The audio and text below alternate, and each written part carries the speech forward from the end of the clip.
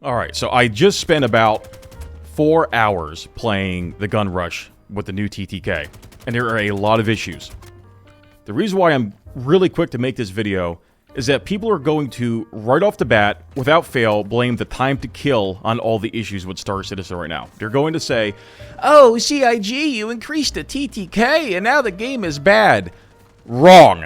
That has nothing to do with why the gunplay feels like crap. It is not the TTK. There is desync, there is just hit reg issues, there are a myriad of other technical issues that will be fixed. If you watch the gameplay in the back here while I'm talking, you will notice that when things are working, it's fine. But when things are not working, which is often the case, it is an absolutely miserable experience. Weapons, when you try to shoot them, they don't fire. Guns fall out of your hand. The melee doesn't work. Certain guns, like the last one, I don't even know what it's called, the electric gun, absolutely suck. No matter what you do, you cannot get a reliable kill with that. These are not TTK issues. These are weapon balance issues in the case of the last one, and these are technical issues. Saying that the TTK being higher now, which, by the way, it's not that much higher, it's about 1 second. The TTK being higher is why this sucks. That is such a smooth brain take. That's all that is. That is a smooth brain take. It is my concern that as this goes on and players get lost in the sea of bugs, they're going to lose track of what actually has changed.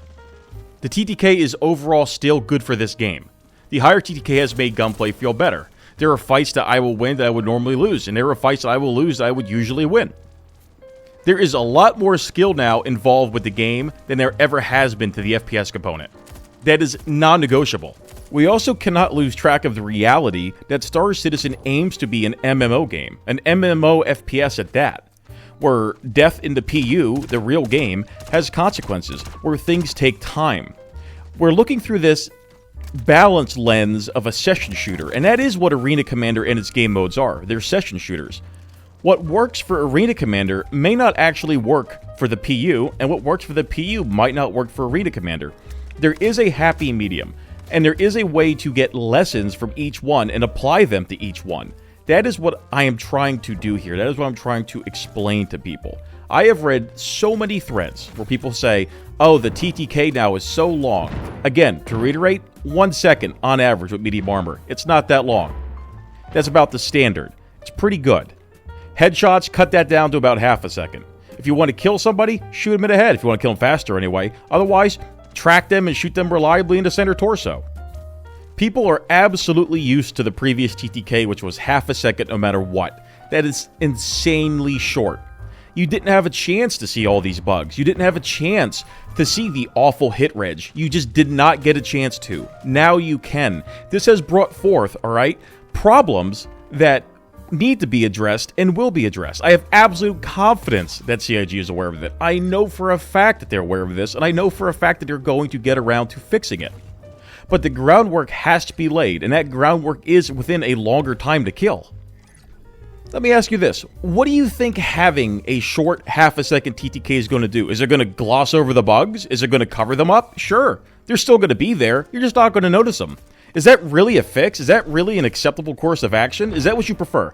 Do you prefer for the bugs to be completely ignored and covered up by a poor TTK? Do we want to sacrifice good gameplay mechanics for hiding bugs? Because that's what a higher TTK is bringing to the game, is a better gameplay mechanic. I 100% stand behind CIG's decision to increase the TTK. What they finally decide is up to them. Alright, and I'm going to be very clear with that. I don't expect anything I say or do to ever be put into the game, but I'm going to give my feedback regardless. Speaking of feedback, let's look at some choice examples of bad hit reg, and let's just take a gander at them, shall we?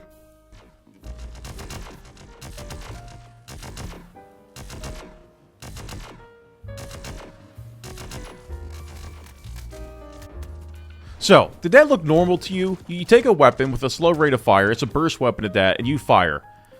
Clear center of mass shots, even clear headshots, several of the bursts simply did not register. If you're not looking for that, and you're just not paying attention, or you just don't care, and you just rather complain and not have any constructive feedback, you're not going to take note of that. That is what makes the TTK feel insane. Under the previous system, 1, maybe 2 bursts would have killed the guy, you never would have noticed it. And that's the point I'm trying to make to you. The issue is not the TTK. Mathematically, the TTK makes sense. The problem, though, is that people are using the bugs, the hit reg, etc. They're using that to scapegoat TTK and blame TTK for everything. Why? I don't know. Because you're stupid? That's the only answer I can give you. Here's the bottom line. I could take all 4 hours of that footage and meticulously go through it, trying to find each example of a bug, hit reg, weapon dropping, can't shoot my gun, variety of issues. That's all well and good. That has nothing to do with the TTK. So I implore you, use some common sense. Try it out. Think about the bigger picture, okay? Try and understand that this is the first step towards more changes, the first piece of the puzzle that CIG is putting together. I promise you they're going to do the right thing. And I promise you they're going to make it work. I have absolute confidence in that. And you should too.